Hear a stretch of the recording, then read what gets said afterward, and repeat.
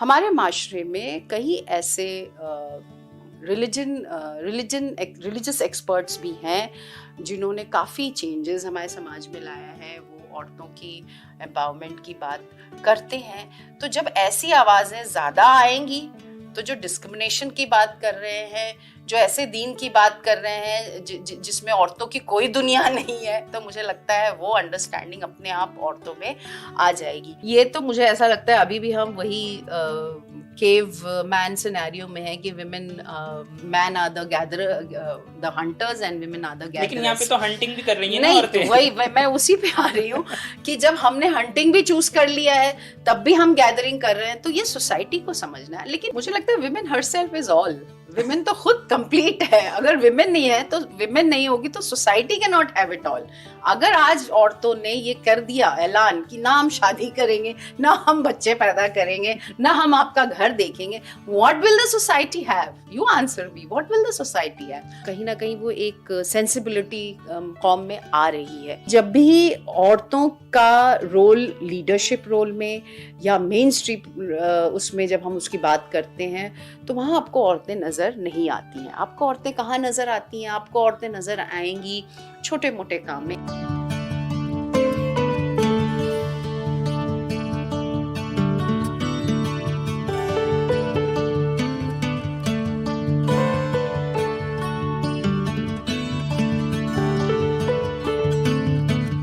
मैं साकिब सलीम आवाज़ the voice के पॉडकास्ट दीन और दुनिया में आपका खैर मकदम करता हूँ।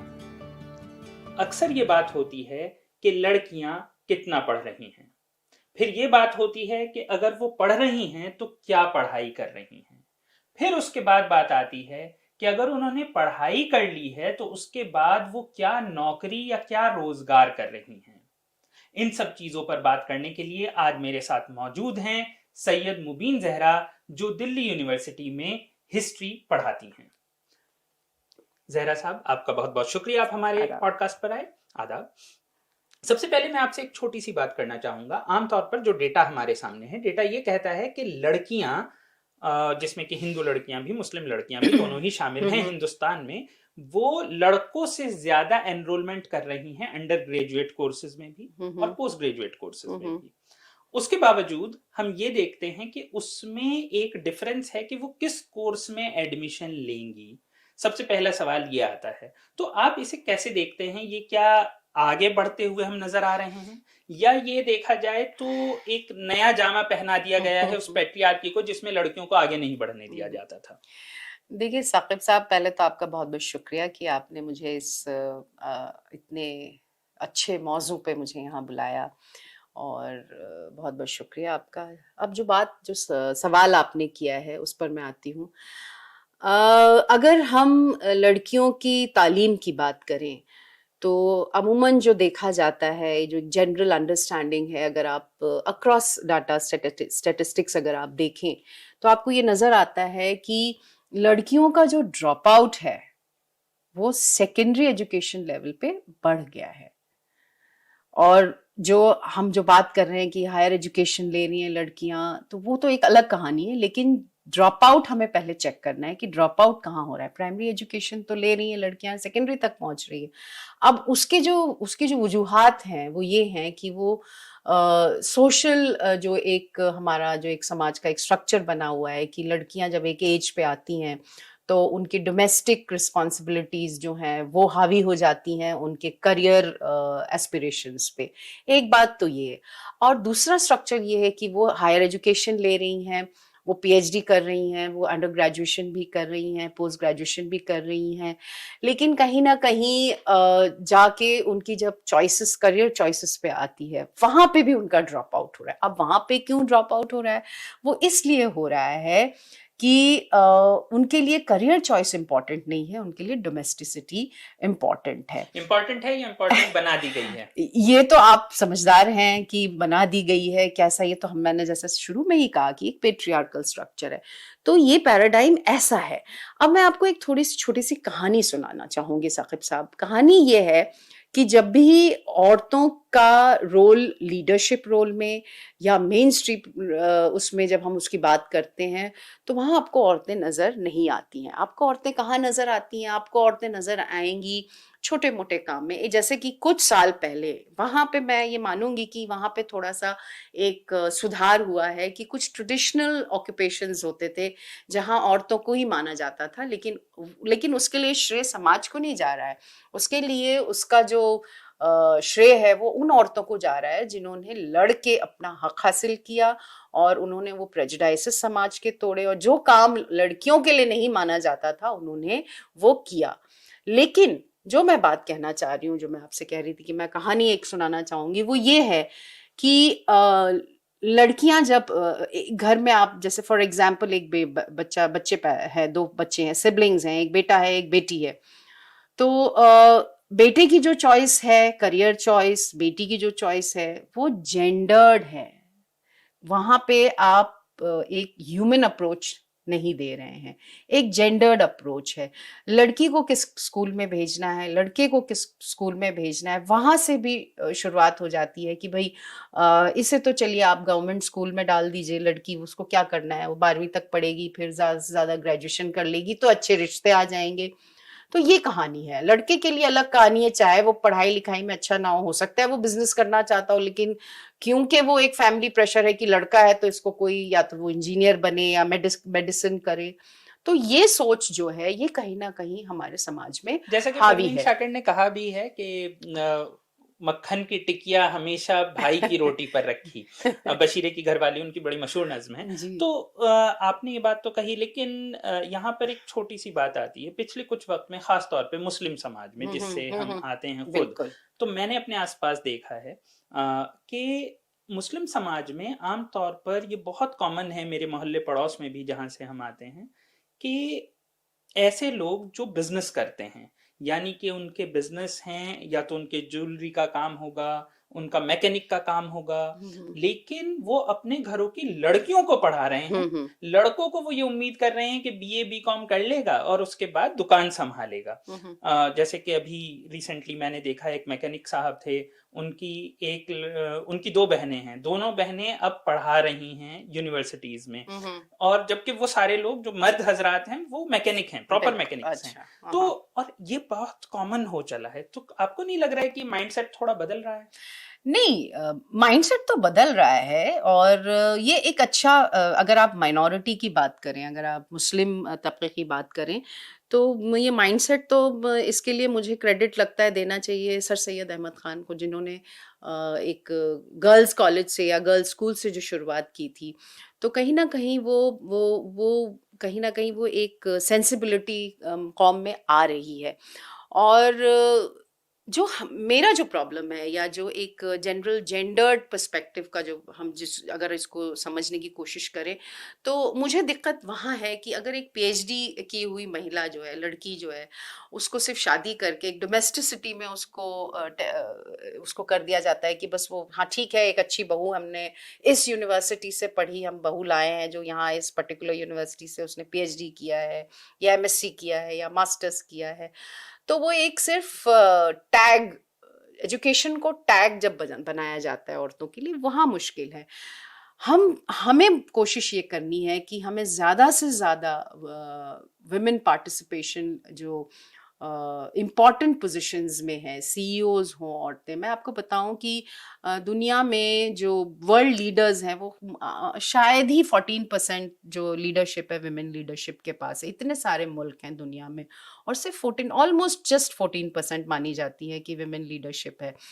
तो जब वो एजुकेशन में ही नहीं आएंगी, आप कितनी वाइस चांसलर्स महिलाएं हैं, आप मुझे गिन के बता दीजिए साकिब साहब, कि आप यहाँ की, हम अपने देश की बात अगर कर लें। मेरा ये ख्याल है कि वाइस चांसलर या टीचर फिर भी जेंडर्ड जो स्ट्रक्चर है उसके अंदर कहीं ना कहीं ये है कि जब शादी होती है तो लोग ये उम्मीद करते हैं लड़की या तो बैंक में काम करे या टीचर भी हो सकती है, क्योंकि इसके बाद वो कौन डिसाइड करता है? मैं यही तो सवाल कर रही हूँ। लेकिन वही हम कह रहे हैं कि वीसी तब भी हो सकते हैं क्योंकि एकेडमिया फिर भी सो कॉल्ड अलाउड है, लेकिन जो बाकी ये अलाउड वाला जो कॉन्सेप्ट है ये औरतों के साथ, यही तो साकिब साहब, यही तो बहस है हम कि ये पेट्रियार्की की डिजाइन बनाई गई है सोसाइटी में। जैसे कॉर्पोरेट में जाते हुए बिल्कुल ऐसा माना जाता है कि बहुत गलत जगह आप जा रहे हैं, आप मतलब अगर आप इंजीनियर लेकिन हैं। Women participation in corporate sector Hindustan में बहुत अच्छा है, it's much better than government sector.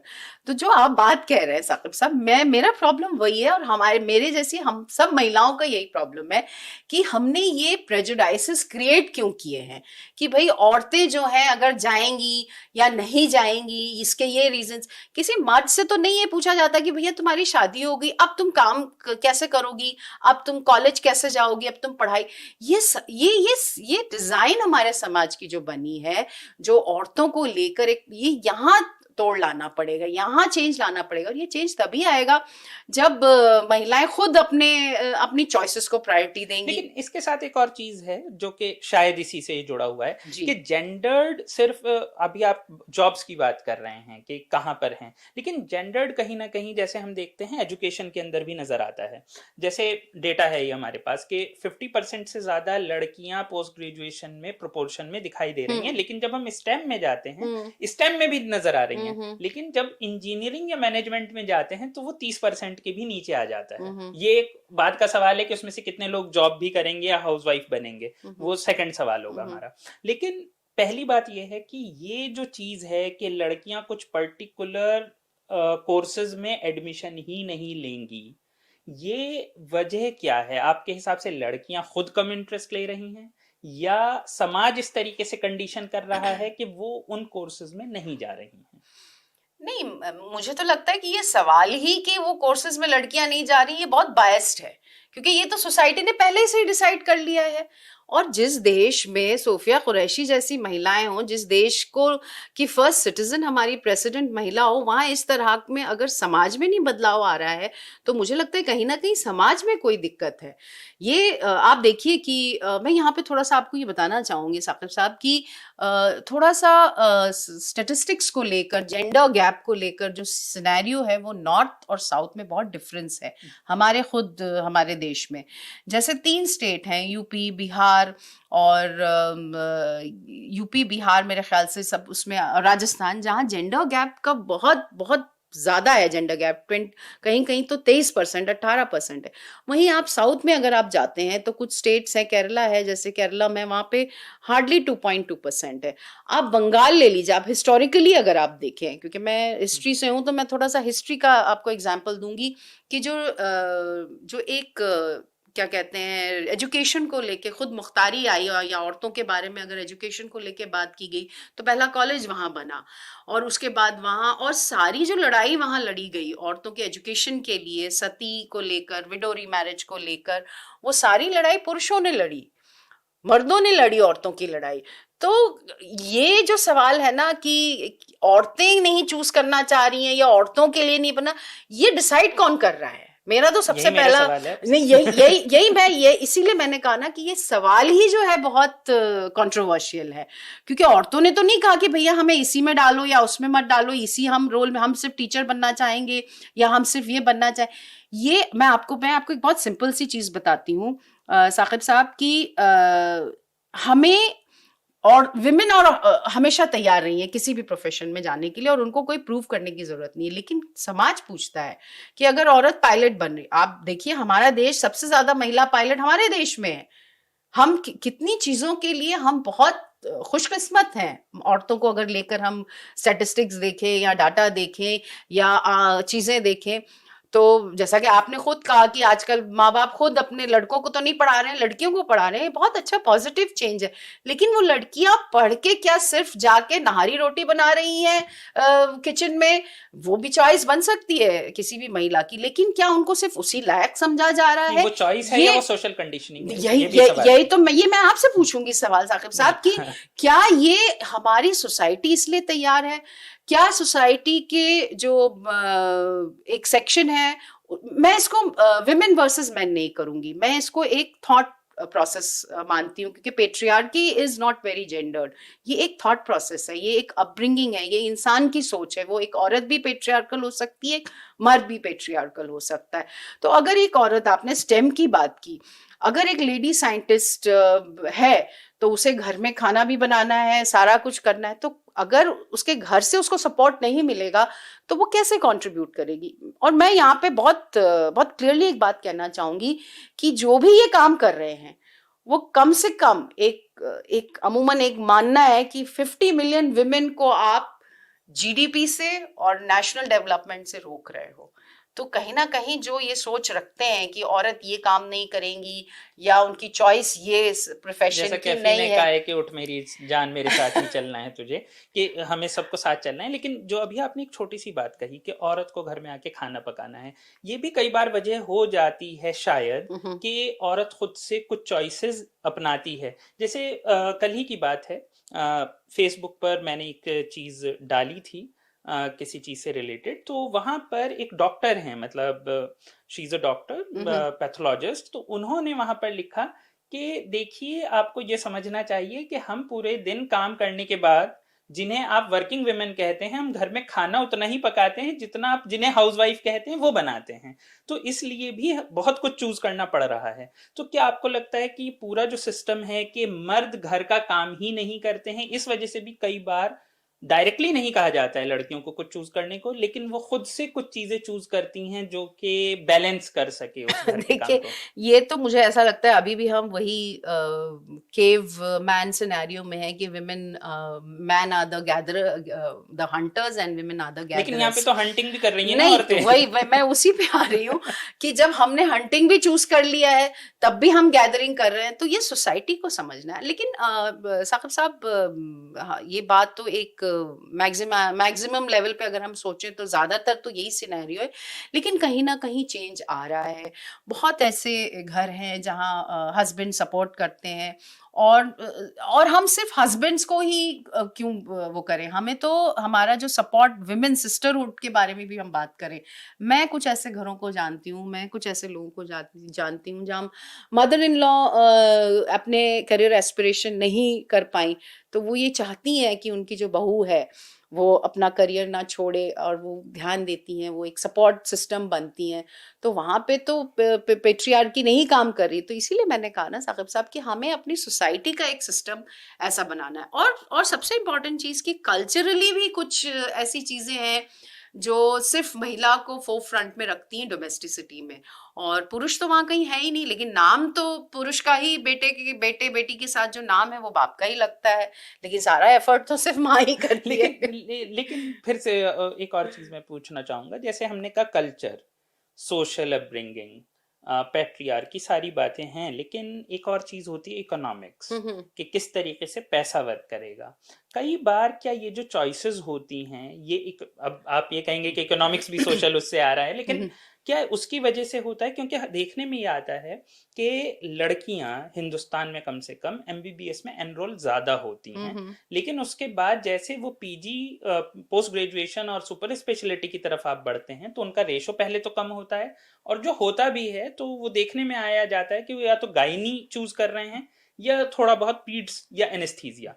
जो बाकी क्लिनिकल चीजें हैं जैसे सर्जरी है, कार्डियोलॉजी है, न्यूरो सर्जरी है, उसमें लड़कियां चूज ही कम कर रही हैं। अगर उनकी रैंक भी आ रही है, क्योंकि गायनी की रैंक वैसे ही हायर होती है, तो लेकिन वो चूज कम कर रहे हैं। तो इसकी वजह क्या इकोनॉमिक्स है कि उन्हें ये लगता है कि उनके पास मरीज कम आते हैं, या इसकी कोई और वजह है? क्योंकि बिजी तो उन्हें बराबर रहना नहीं, है, देखिए बिजी तो इकोनॉमिक्स बराबर रहना है। नहीं, ये थोड़ा सा ना मुझे कंट्रोवर्शियल लगता है, क्योंकि इकोनॉमिक्स तो एक पुरुष के लिए भी है, मैन के लिए भी है। जैसे मैं आपके साथ एक थोड़ा सा छोटा सा ये नहीं, एनेक्डोट उन्हें ये शेयर लगता करूं। है कि न्यूरो सर्जन औरत के पास कम आएंगे, नहीं, न्यूरो ऐसा सर्जन मर्द नहीं के पास है। ज्यादा आएंगे। नहीं, ऐसा नहीं है।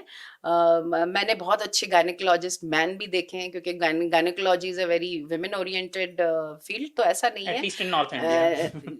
Could be. तो मैं वो बहुत सारी चीजें हैं, इसको हम जनरलाइज नहीं कर सकते। जैसे मैं आपको एक बात बताऊं, मेरी एक स्कूल बैचमेट है जो इस वक्त बहुत बड़ी cancer research, she is a very big cancer specialist, और वो कहती है कि मुबीन, जब भी हमारा कोई कॉन्फ्रेंस होता है या कोई वो होता है, तो जब वो स्पेशलिस्ट जब पैनल बनता है तो उसमें सारे मेल डॉक्टर्स होते हैं।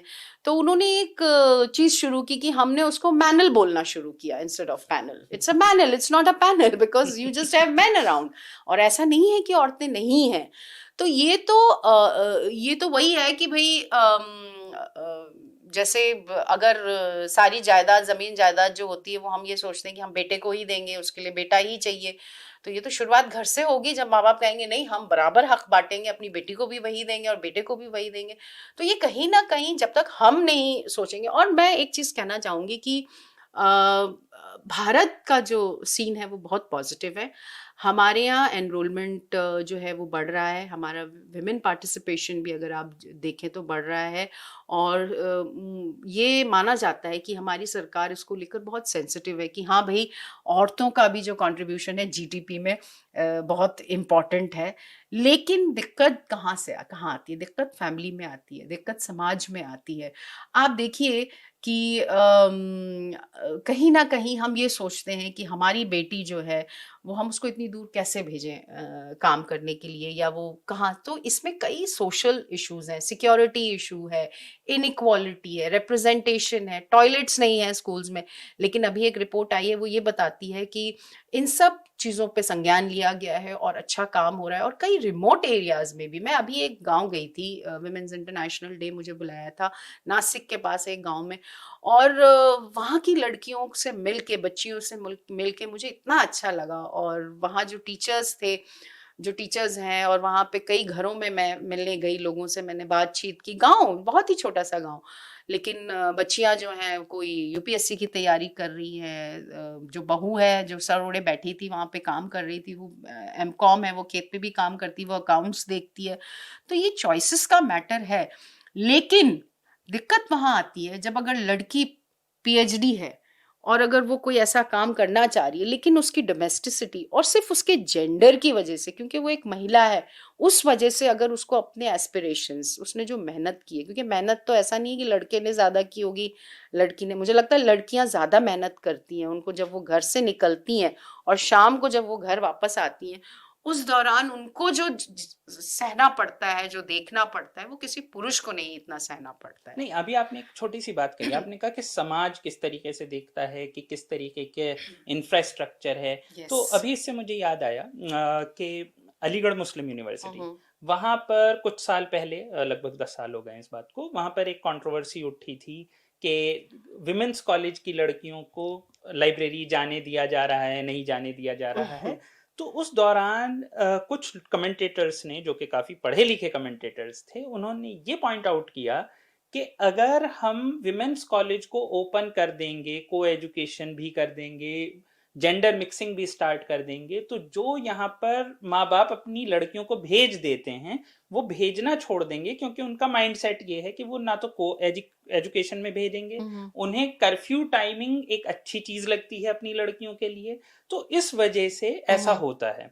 तो क्या आपको लगता है कि अभी भी अब 10 साल उस बात को गुजर चुके हैं कि मुस्लिम कम्युनिटी जो कि इन इलाकों में रहती है, यूपी बिहार ज्यादातर कवर करता है अलीगढ़, तो वहां पर ऐसा सोच के अपनी बच्चियों को स्कूल जाने से रोक सकती है, या उनकी चॉइसेस चेंज कर सकती है कि कहीं को एजुकेशन है या जेंडर मिक्सिंग है?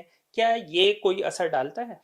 देखिए, ये आप भी समझते हैं और ये हमारे सुनने वाले भी समझते हैं कि इस तरह की जो कमेंट्रीज होती हैं, इस तरह के जो मुद्दे होते हैं, बनाए जाते हैं, क्रिएट किए जाते हैं, उसके पीछे कोई ना कोई पॉलिटिकल मोटिव होता है।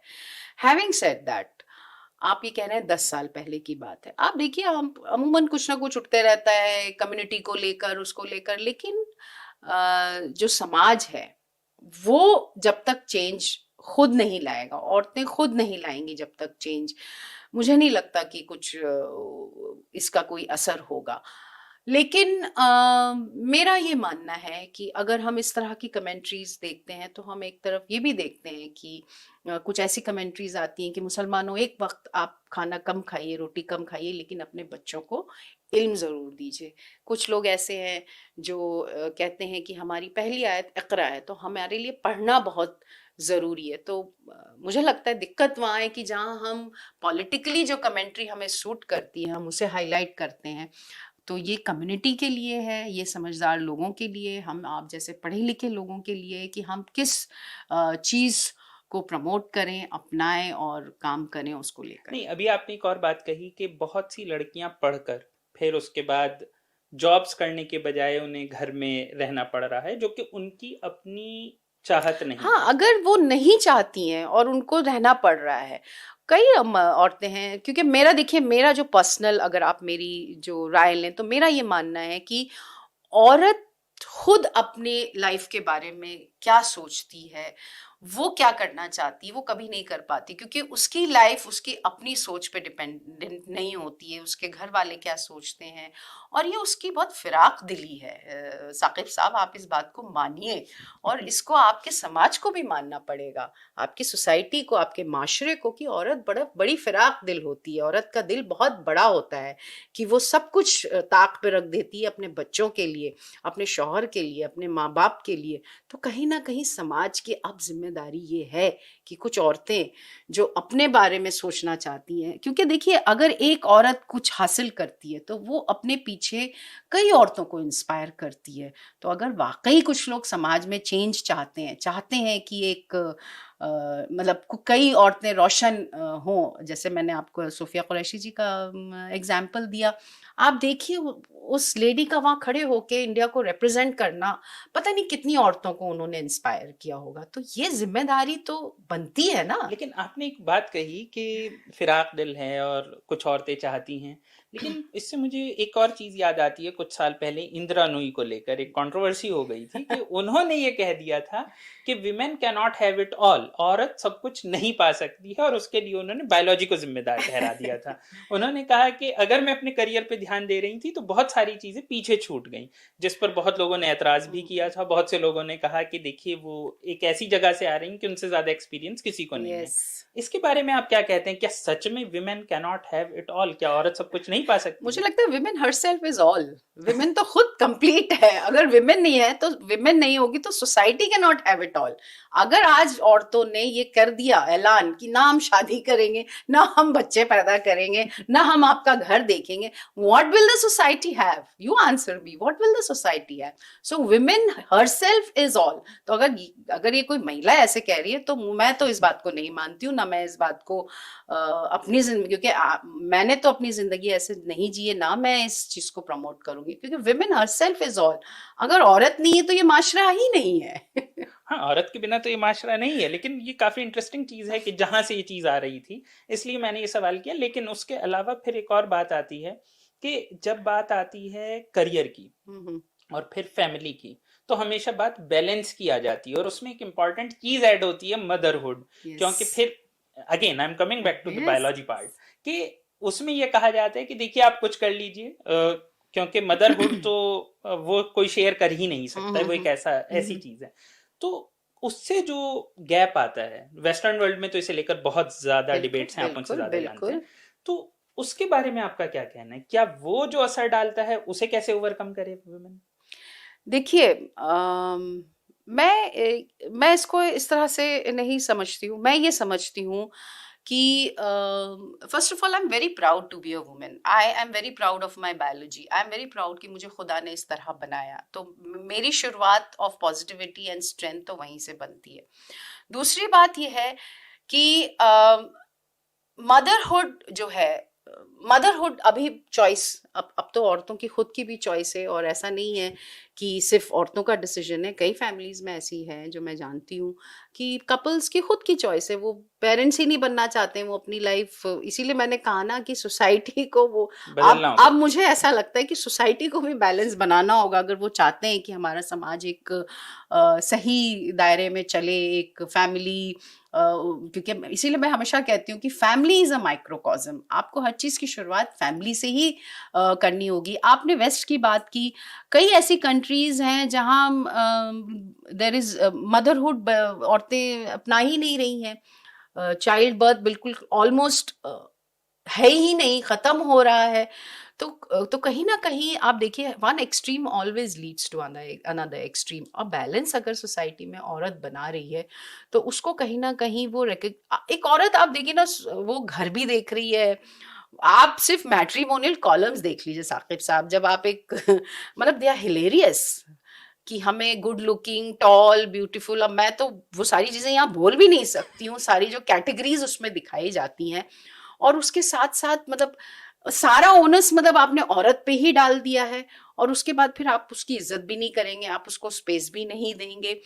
तो अगर आप चाहते हैं कि समाज में बैलेंस बना रहे, एक इक्विटेबिलिटी बनी रहे, एक अंडरस्टैंडिंग बनी रहे, तो वो अंडरस्टैंडिंग आपको उसके चेंजिंग रोल्स के साथ भी देखनी है, करनी है। और मैं एक चीज यहाँ कहना चाहूंगी कि भारत, हमारे मुल्क में औरतें जो हैं उनके कई स्ट्रगल्स हैं, we have lot of social problems, लेकिन कहीं ना कहीं हमें कुछ चीज़ों के लिए लड़ाई नहीं लड़नी पड़ी। हमें वोटिंग राइट्स मिल गए, इक्वल पे मिल गए। There are so many problems, कई ऐसे मुद्दे हैं जो कई कंट्रीज में बहुत डेवलप्ड होने के बाद बहुत भी, बाद में मिला। हाँ, बहुत बाद में मिला, या अभी भी उस कई मैं नाम नहीं लूंगी, लेकिन कुछ ऐसी कंट्रीज हैं जहाँ उनकी बायोलॉजी को लेकर उस पे भी उनको राइट्स नहीं है, अपने बॉडी डिसीजंस पे भी राइट नहीं है, जो हमारे मुल्क में it's an unsaid acceptable phenomena. तो जो बात मैं कहना चाह रही हूँ साकिब साहब, हमने शुरुआत की थी विमेन रिप्रेजेंटेशन इन एजुकेशन, लेकिन हम आ गए वहीं मदरहुड, बायोलॉजी। तो ये औरतों के साथ दिक्कत यही है कि हम उनको एक ह्यूमन बीइंग की तरह नहीं समझते हैं, हम उनको जेंडर्ड रोल में ही देखना चाहते हैं। एक और जो, वैसे आपका काफ़ी वक्त ले लिया है तो मैं ख़त्म करना चाहूँगा इसके साथ, लेकिन एक बहुत ज़रूरी सवाल है कि पैट्रियार्की का जो पूरा का पूरा जो बोगी है वो ड्राइव किया जाता है रिलीजन के थ्रू। ये बहुत इंपॉर्टेंट चीज है कि दीन उसमें बहुत काम आता है, और हमारा नाम भी है दीन और दुनिया। तो दीन बहुत काम आता है, जब भी कुछ होता है तो आप दीन इन्वोक कर देते हैं कि देखिए आप इसलिए घर में बैठिए क्योंकि दीन कह रहा है। तो इस चीज के बारे में आपका क्या कहना है कि कितना पावरफुल होता है, और मतलब कितना इसका असल में इम्पैक्ट होता है? क्या ये सिर्फ कहने की बातें होती हैं कि कोई कहता है और औरतें नहीं सुन रही हैं? ये सच में औरतों के दिलो दिमाग पर असर डालता है कि कोई कह रहा है और दीन को इन्वोक कर रहा है तो वो थोड़ा सा घबरा जाती हैं? नहीं, ये नुस्खा तो सिर्फ औरतों को लेकर नहीं, ये नुस्खा तो फसाद के लिए भी यूज किया जाता है, ये नुस्खा तो कई चीजों के लिए यूज किया जाता है, औरतों की बात करते हैं। लेकिन चूंकि अभी हम औरतों की बात कर रहे हैं, तो मैं तो यही कहूंगी कि आप जो दीन के बारे में बता रहा है, आप देखिए कि वो कौन है जो आपको दीन के बारे में बता रहा है। जैसे असर डालता है नहीं, औरतों के दिमाग पर। मैं उसी का तोड़ बता रही हूँ साकिब साहब, कि जैसे मैं अगर किसी डॉक्टर के पास जाती हूँ तो मैं पहले देखती हूँ कि उसने डिग्री किस कॉलेज से हासिल की है, कि वो जो पेड सीट से है, पैसा दे के उसने लिया है। तो मैं अगर अच्छे डॉक्टर के पास मुझे अपना इलाज सही कराना है, तो ये विजडम हमको इख्तियार करनी है। और मैं आपको एक चीज़ बताना चाहूँगी on a serious note Saqib साहब, कि हमारे माशरे में कई ऐसे रिलीजियस एक्सपर्ट्स भी हैं जिन्होंने काफ़ी चेंजेस हमारे समाज में लाया है। वो औरतों की एम्पावरमेंट की बात करते हैं। तो जब ऐसी आवाज़ें ज़्यादा आएंगी, तो जो डिस्क्रिमिनेशन की बात कर रहे हैं, जो ऐसे दीन की बात कर रहे हैं जिसमें औरतों की कोई दुनिया नहीं है, तो मुझे लगता है वो अंडरस्टैंडिंग अपने आप औरतों में आ जाएगी। तो और एक बात मैं यहाँ ये कहना चाहूंगी कि women should start reading Deen also। वो सुने क्यों, वो themselves, वो खुद भी पढ़ें, वो खुद भी जानने की कोशिश करें। और मैं इतना रिलीजन के बारे में ना जानती हूँ, ना मैं इस पे ज्यादा कमेंट करना चाहती हूँ। रिलीजियस स्कॉलर्स वैसे भी कम हैं, मतलब almost non existent. You don't need to be a scholar, you just need to read, इकरा। आप पढ़िए, आपके सामने किताब है, आपके सामने कोई इशू आ रहा है, आप पढ़िए। और ऐसे रिलीजियस लीडर्स और एक्सपर्ट्स की ज़रूरत है जो ये बात करते हैं कि भाई औरतों को खुद मुख्तार होना चाहिए। औरतें जो हैं वो मतलब अगर हमारे लिए हज़रत ज़ैनब नहीं होती तो आज करबला में क्या हुआ हम नहीं जानते। तो हमारे लिए तो इस्लाम में ऐसी एग्जाम्पल्स हैं कि हमें कहीं इधर उधर जाना नहीं है।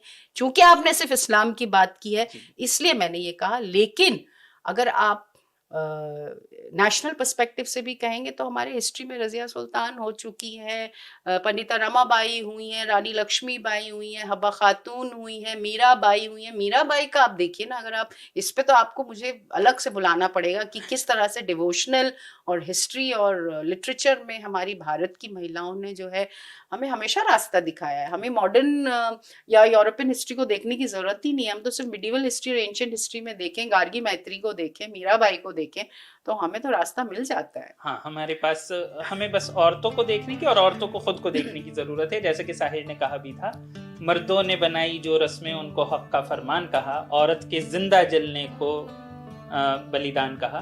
तो इसी के साथ सैयद मुबीन जहरा के साथ हमारी आज की बातचीत खत्म होती है। अगले पॉडकास्ट में फिर आपसे मुलाकात होती है। तब तक के लिए खुदा हाफिज।